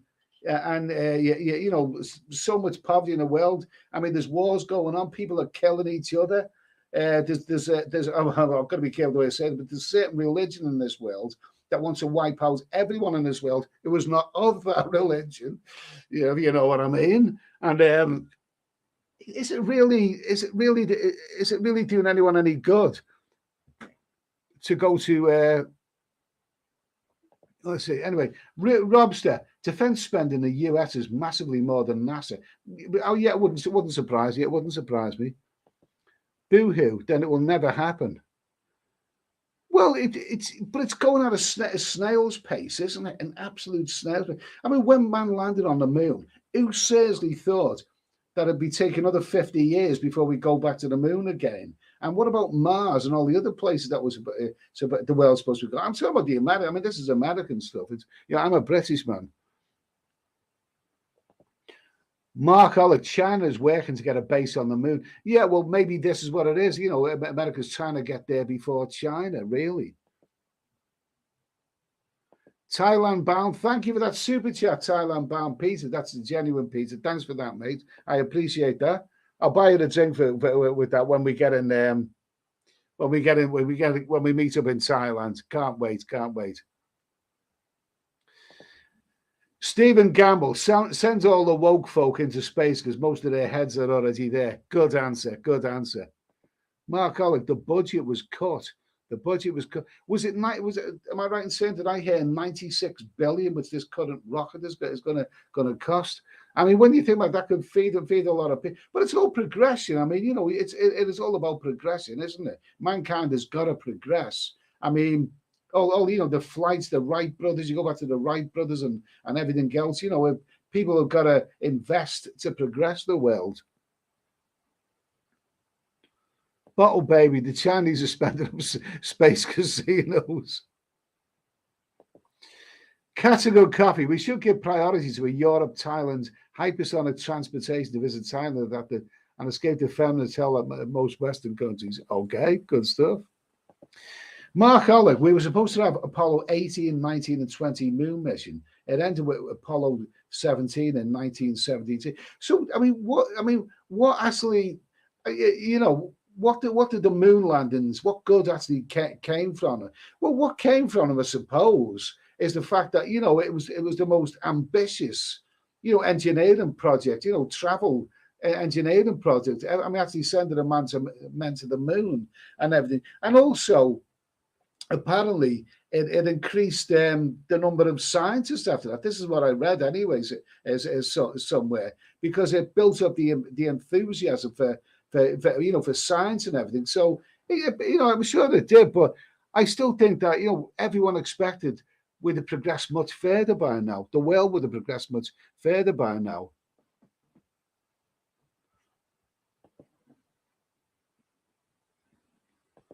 Let's see, Kippo Macmax, the only thing they use space for now is communications and spying. Who's this? Happy Shaft theme music. Yeah, one of the Isaac Hayes, deservedly won an Oscar. Absolutely. Ian and Bob, nice to hear from you, Ian and Bob. If I was an American taxpayer, I'd be pissed off with the space project. Such a waste of dosh. Okay, you're entitled to your opinion. You're entitled to your opinion. Okay, nice to hear from you, Ian and Bob. Anyway, hope all's well. Anyway. David Coleman, I'm 64. I'd go into space. I'd go into space 100%. I mean, I don't need to go into space. I mean, there's enough people who say that I'm on another planet anyway. But yeah, absolutely. I must admit, if there was a lottery, like to pick out, an individual with no training or nothing, you've won the lottery, you're going on the next spaceship to Mars or whatever. I'd bloody go tomorrow. I'd go tomorrow. I just have one big question. Can I, take some booze with me as well? Wildcat 66, sort out poverty before you go anywhere else. Poverty is the reason for terrorism and upheaval.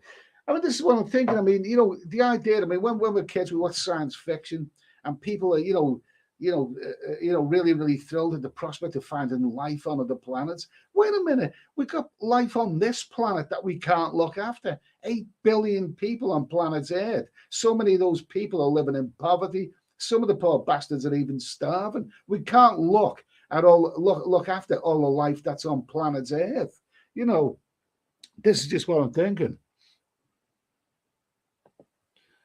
David Heisenberg. India and Pakistan supposed not to have any money, but they are spending on rockets for the space race. I mean, the fact is, if say, like, a spaceship went on another, and they did find life on other planets, and it turns out that they were all like, Albanians, you know what I mean? I mean, would you want to bring them to Earth? I mean, we've got Albanians coming across the bloody channel in dinghies, and we don't want them. Don't anyone report me for saying that. Let's see. Sean Harris. They stopped going to the moon because there was no money to be made. Now they want to go to Mars. Use the moon as a launch pad. I'm not so sure, but I think the distance between them from the moon to Mars is still a fair distance somehow. Matthew Cartwright, we will never get things on Earth sorted. Our best qualities are to be explorers. Ernest Connell, I kill myself every week without alcohol. Rest in peace, my friend. There you go. Mr. Brussels Sprouts, thank you for that intelligent comment.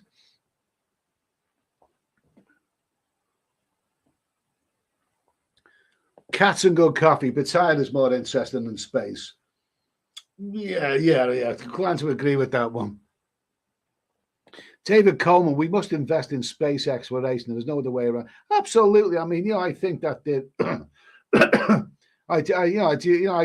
I do think mankind has got to progress, and you've got to explore, and you've got to invest money to progress. And but Jesus, it's just an annoyingly slow progression. You know, I mean, I know I'm repeating myself, but when I was a young kid when I seen the moon landings on TV, and I would never ever believe that, 50 odd years later, we haven't really progressed a great deal. Let's just say that much.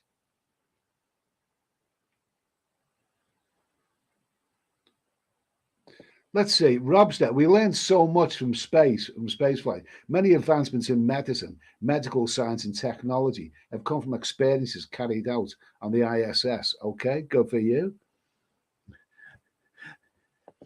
Uh, Clive, McLaren F1 race. China, yeah. Have you been drinking, have you, Clive? Okay. Paul Hoskin, technology stopped the space race while technology exploded with the world. Okay. Let's see, Eddie, life on Earth will never be sorted out. We'll be waiting forever. That's a good point. Yeah, that's a good point. It's just strange that in the 21st century, so much of the world wants to bloody kill each other. You know what I mean? David Conway will never get, we will never get life on Earth sorted out. Just give up on that idea. Too many damn people.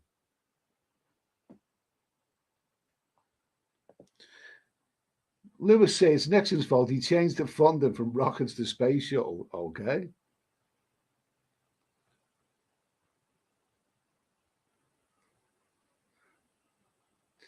Yoz travels.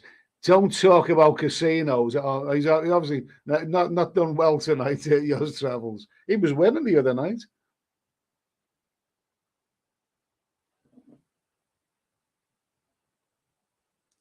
Let's see. Bent over. Picture from Mars. Is actually from Devon Island, Canada, with extra red color added to it. Really, really. Mark Allen. What about the space elevator? Never heard of that one. Never heard of that one. Ernest Connell, I'd go to the moon if there's a good bar there. I'd go to the moon if I thought Gabriel Drake was out there.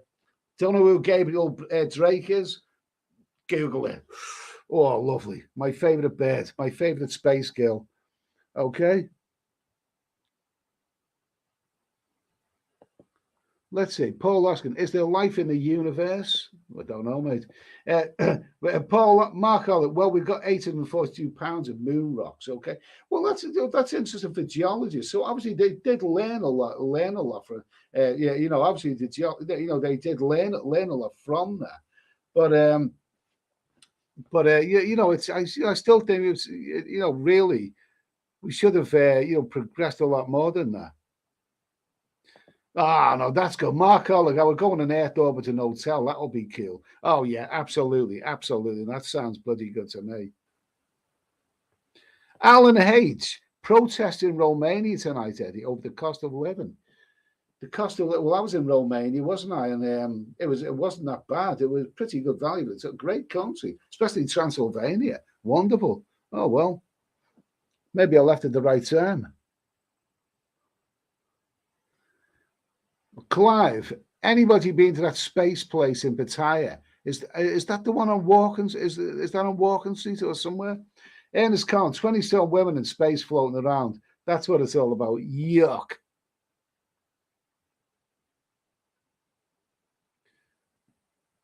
Okay, so I've been on for an hour and 35 minutes.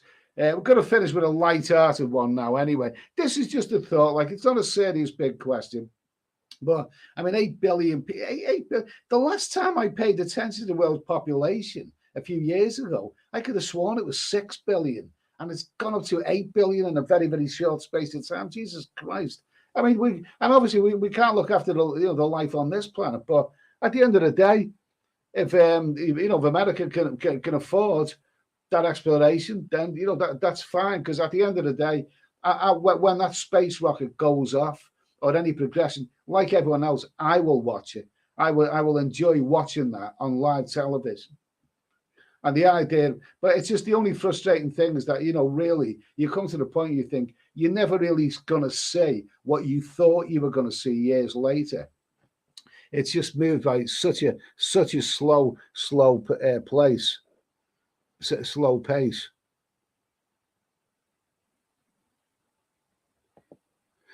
Nick Ross tried a moon bar, soy 45, Sukhumvit. Sounds good. Mark Oleg, we need to explore. We are curious.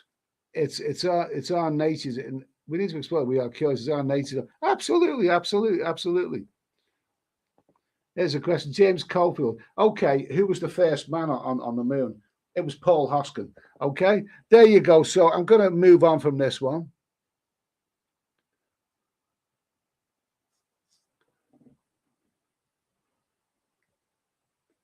Mark Oleg's an expert on this kind of stuff, knows a lot about it. Mark Oleg, yeah, but it costs more to go from Earth to Mars than if we have an orbiting station around the moon and use the moon's water for fuel and oxygen and travel from moon to Mars on a smaller space. Oh, well, that's good. That's good. I'm all for it. I'd love to see that happen. I would love to see that happen. Really, really would love to see that happen. I mean, but the thing is, most of us are getting on a bit. I mean, I would love to have seen the excitement of the space race. But I wouldn't have thought 50 years later we'd be going to the moon. I thought we'd be going to Mars and all the other wonderful planets and doing all kinds of other things in space. But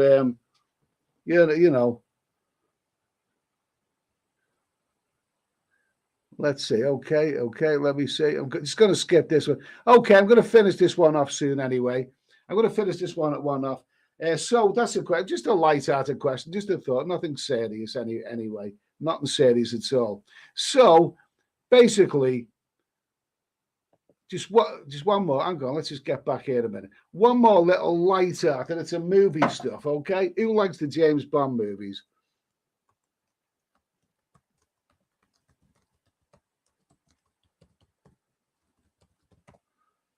Okay, so there's no other series of movies where there's a debate over which was the best one. I've forgotten how many Bond movies are there. I've seen all of them. And even now, I watch them over and over again, simply because they're pure escapism. They're great fun. There is no other series where there's been a debate over which was the best one. So the question is, what was the best Bond movie? I can't remember how many, but it's been about 24, something like that.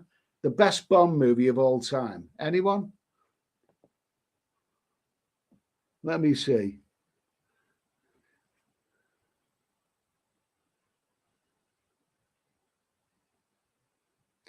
Mark Alec. Yeah, I'm what you did. I thought it might have been around to see the first moon lander and the first Mars lander, but I kind of doubt that now. Yeah, absolutely. Absolutely. I'm thinking that as well.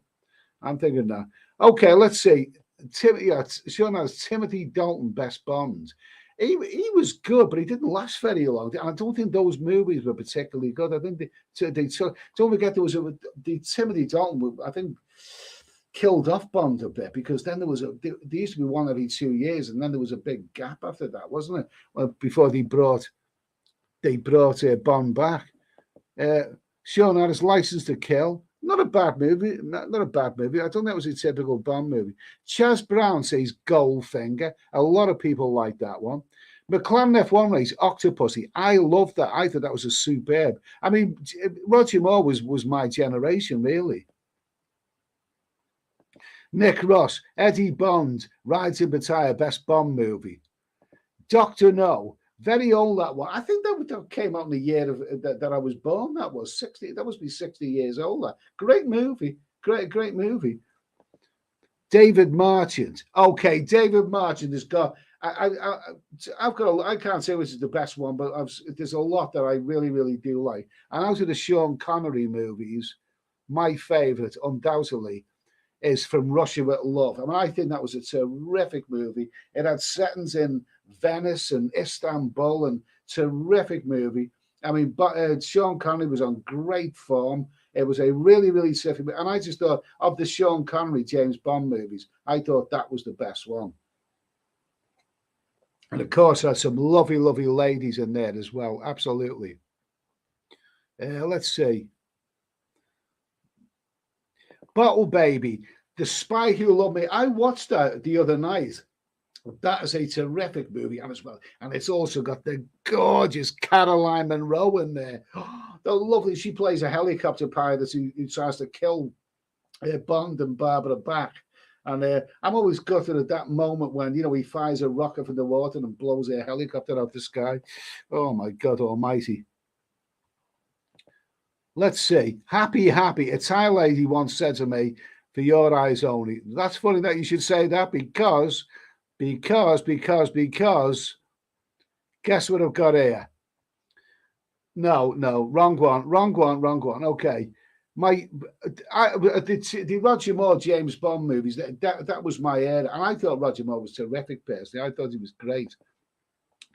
I must admit, For Your Eyes Only, I thought was probably one of the most underrated Bonds. I love that film. I've seen it so many times, and it's just so well made, and it is so enjoyable.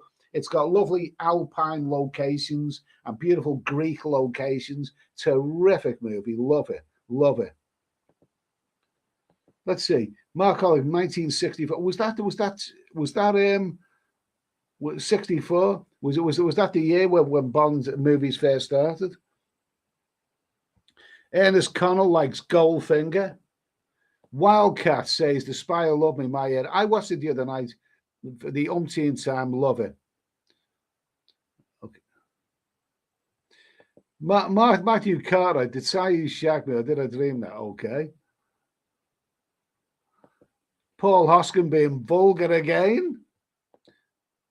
Capo, The Man with the Golden Gun. I mean, I actually thought The Man with the Golden Gun, they play that movie when you go and see the beach, when you're on the Krabby tour.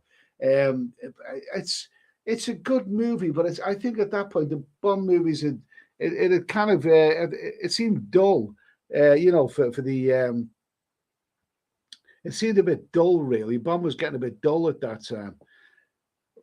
Robster, Casino Royale. Now that was the first one. That the Casino Royale was the first one that Daniel Craig was in, and you know something, that was one of somebody gave me a DVD of that, and I watched the first half hour, so I actually switched it up because it seemed the first half hour of that movie there wasn't really a great deal of characterization in that movie, and I wasn't so sure about Daniel Craig. But you know what? I watched it years later and thought that is a terrific movie. It really, really is a fine movie. That one. It's definitely a movie that improves the more you see it. Let's see. Chaz Brown, You Only Live Twice. Not a bad one. Good movie. David Eisenberg. Roger Moore is the best. He played the Saint and Lord Brett Sinclair. Yeah, not the most brilliant actor in the world, but Roger Moore was amazingly charismatic actor, and he had that natural charisma. When he's on the screen, he's like sort of like Clint Eastwood. He's got such natural on-screen charisma, and Sean Connery as well, that no scenery is too big to for him. You can put him in any scenery, and he will still stand out. Lewis C., the one that was shot in Thailand, The Man with the Golden Gun. Okay, yeah.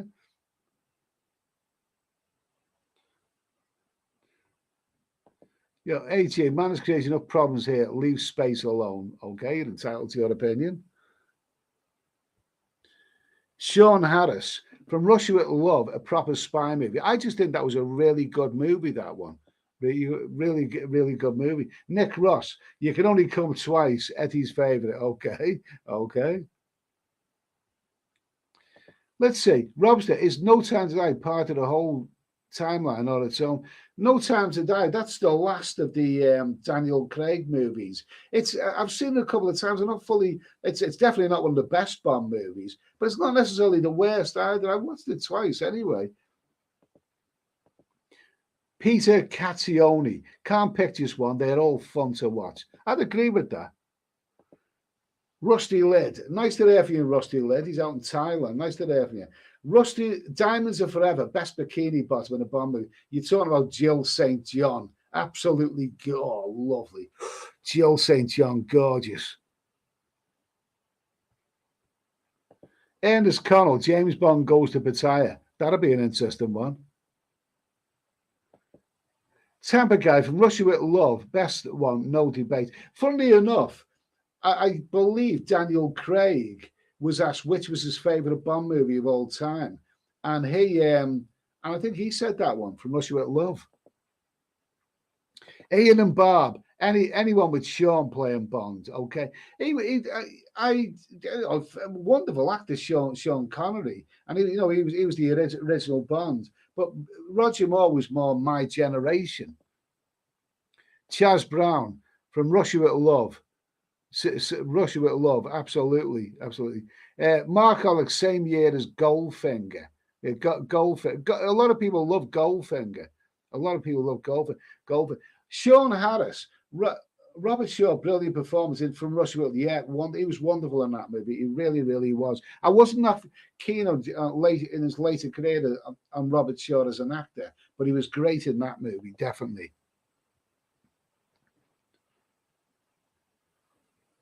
Let's see. Mark Holler, Goldfinger in 65 to Russia with Love 64. Yeah, that sounds about right. I think was yeah, that's right. And then what's his name? Thunderball came. I think Thunderball was, a lot of people agree that was the weakest of the Sean Connery James Bond movies. It was good, but it wasn't that good. David Coleman says From Russia with Love and Goldfinger. I could watch most of those. Yogi Bear, For Your Thighs Only.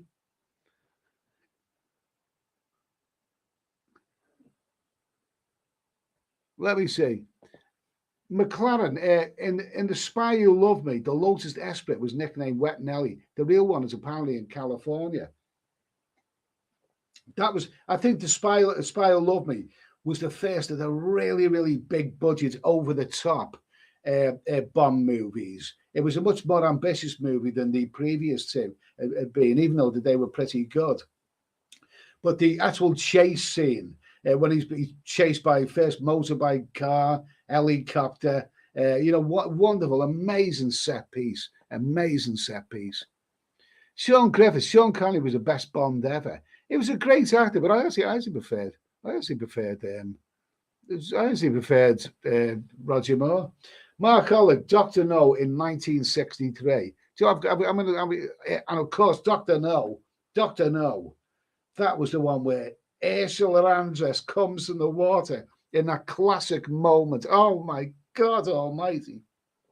The beautiful Ursula Andress. Did you know that when her name's Honey Rider, I think her name was in that movie, when she starts talking to Bond on the beach in that beautiful bikini, that actually wasn't Ursula Andress's voice. I think she was German Austrian in nationality. I think she was.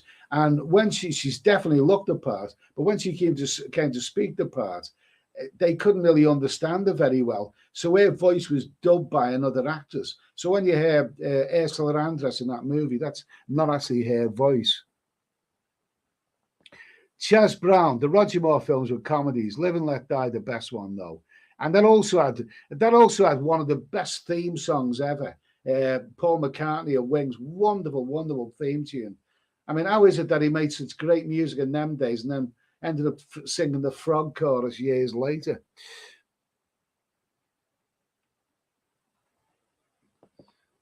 Boo-hoo. Mike Myers was the best British spy, baby. I'd have to disagree about that. Those Austin Powers movies, I liked them, and they had Liz Haley in them as well, and they were great fun. They were good movies, but I actually thought that Mike Myers, he may have been good in Wayne's World, but I don't think he had the real charisma to carry a movie like that. I don't think he was a natural, really.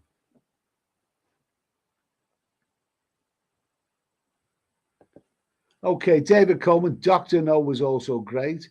All the areas Sean Connery movies. Mark Alex, Sean was the best Bond in my humble opinion. Okay. Mike says Diamonds Are Forever.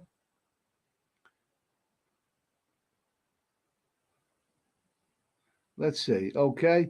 Let's just go to Ian and Bob. Caroline Monroe made my trousers bulge. I think that's Ian who's saying that, funnily enough. Mark Alex, Sean Connery was quite a physical guy in his early years. Oh, he was. He was a bodybuilder, wasn't he? But he had an on-screen presence that, Jesus, when he's on the screen, man, his physical presence was quite quite amazing. Even in his later years, when he put on a bit of weight, he was still an amazing physical presence. Jamie, if it's okay, obviously not the best movie, but I've always found Moonraker very entertaining. I like that one as well. I like Moonlight. But the only corny thing about that is that Jaws, the villain in Spy Who Loved Me, eventually becomes the more, be more sympathetic, doesn't he, in that movie? Wildcat, Bond movies is always of your generation. For me, it was Roger Moore, 70s lad. Yeah, I agree with that. Jethro, Pierce Brosnan was good. Goldeneye. I really like Goldeneye. And Pierce Brosnan, I mean, he looked a bit skinny, but he was very charismatic, very handsome actor. But when I watched Goldeneye the first time, there was an awful lot of flying when he's jumping off buildings and jumping into airplanes and all of that. And he looked more like the milk tray man with his black his black jumper on. He reminded me more of the bloody milk tray man than anything.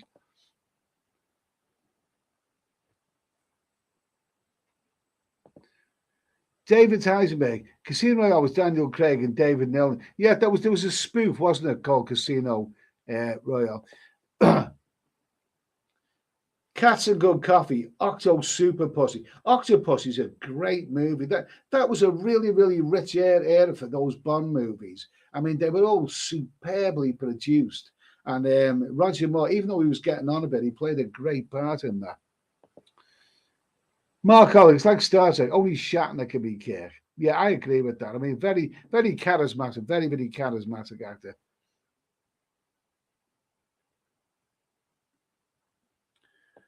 Sean Harris, sorry guys, I can't agree. I think Roger is a wooden actor, although he was good in The Wild Geese. That was a good movie, wasn't it?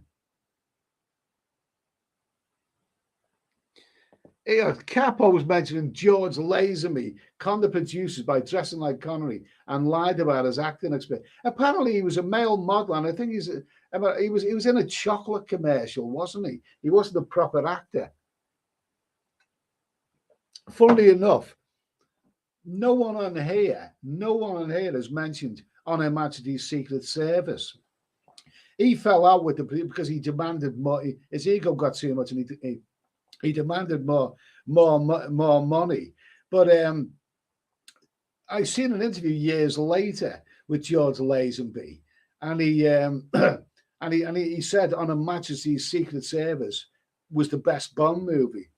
Well, did it have something to do with the fact that he was in it? Well, no one else thinks that anyway. Okay, so I'm gonna finish this now. We've been on for almost 2 hours now. It's Tuesday night. I'm gonna have a late night pot noodle. Okay, we've had a little bit of a chat tonight. It's Tuesday night. Okay, not much else going on. If you watch the TV, we love our Queen. Very, very sad that she's passed. And we are thankful that she's given us a great service over the years. So, God save the Queen, God save the King now anyway. I think Charles has got off to a good start. Charles appears very, very dignified, and he seems to be handling the whole situation very, very, very well. So let's hope for great things for our King and our country. And Next, I'll be back on the main channel, the travel channel, on Thursday night at 10 o'clock with a little bit of travel talk. But also, I will be back on Saturday evening on this channel, yes. But I will be doing a Monday night anyway. That's the Queen, that's the bank holiday, that's the one the Queen's bed. I'll still be doing a Monday night chat because we need to talk anyway. Okay, so. Ernest Connell to the Queen, absolutely to the Queen. We've got to say cheers to the Queen, okay? I better put before I do cheers. I better put some whiskey in it, haven't I? Better put a bit more whiskey in there. Yo, yabba-dabba-doo. There we go. Okay, to the Queen, to the Queen. God rest her. And to the King, I've said it before, I am glad that Charles is the King. And I think he's going to be around for a long time. and I expect good things of them. Okay. Okay. So Sean Harris, good night, everyone. Sweet dreams of walking street back in the day. Okay. Mark Ollig, that was fun and entertaining. Good night, all, and see you next time. Cheers, Mark. I do appreciate you coming along. Mark writes a great column, by the way. You know, he writes about telecommunications and other technological stuff. And I'll be looking forward to reading this column this week. Bits and bites. Yeah, great stuff. Thanks, Mark. Anyway, so let me see. Yeah, here's a comment. Just going to squeeze this comment in. DB Coleman, Bonds DB5 just sold for 2.4 millions. I wouldn't want a 2.4 million car. I mean, are you going to park that in Asda's car park and fill up with groceries? Okay. So anyway, I'll say good night, everybody. Thanks for coming along. Okay. Have a lovely couple of days, and I will see you on the other channel on Thursday night. Anyway, cheers, guys. Have a great day tomorrow. Oh, there we go. Cheers.